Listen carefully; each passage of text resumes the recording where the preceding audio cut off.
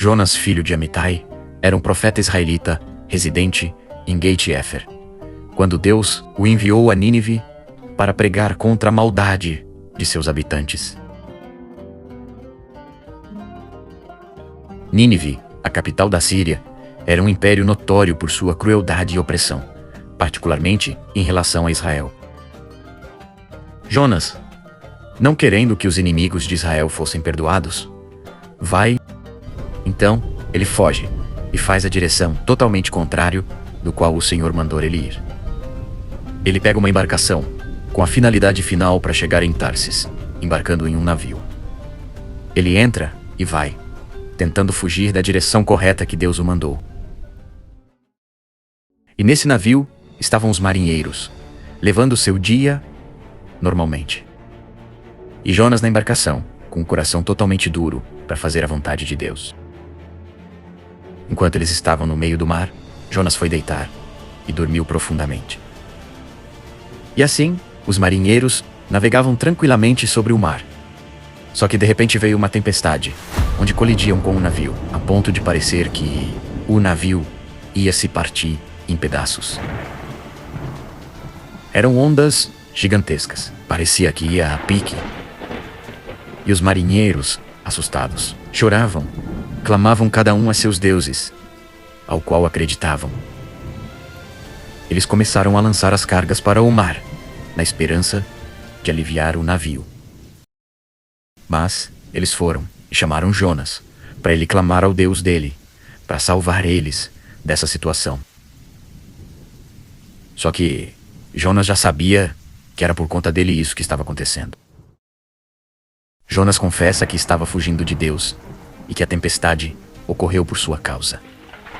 Então ele pede que os marinheiros o lancem para fora do barco, para cessar a tempestade. Ele está no meio do mar e, de repente, surgiu um peixe muito grande no oceano, um peixe aterrorizante, onde Jonas temeu muito, mas de repente o peixe gigante o engoliu. Dentro do peixe, Jonas ora a Deus, reconhecendo sua desobediência e pedindo misericórdia. Ele diz a Deus que vai fazer o que é certo. Após o período, o peixe vomita Jonas em terra firme, e Deus pede novamente que ele vá a Nínive. E assim ele faz. Percorre em direção à cidade. Ele segue em direção a seu propósito. E ele chega à cidade de Nínive. E vai em direção ao povo para comunicar o que Deus falou.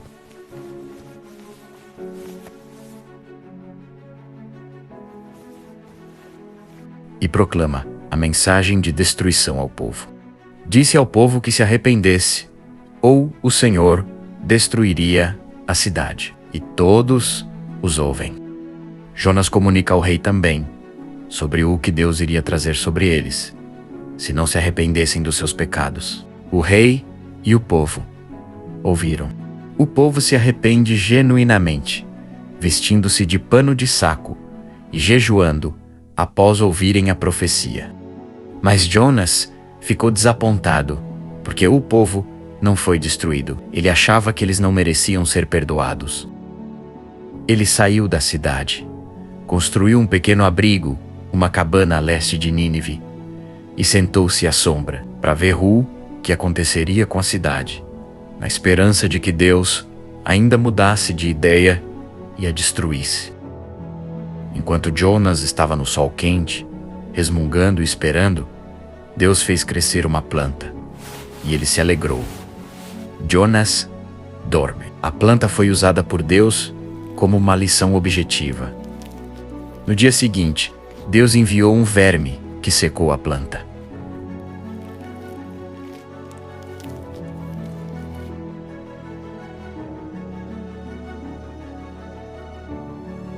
Ele acordou e viu o sol queimando sua cabeça. Quando percebeu, a planta estava seca e morta.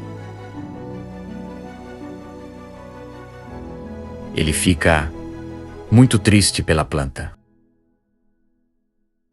Quando Jonas reclamou da planta seca, Deus o repreendeu de imediato, mostrando que Jonas sentia mais pena de uma planta que ele não cultivou do que da vida de milhares de pessoas em Nínive.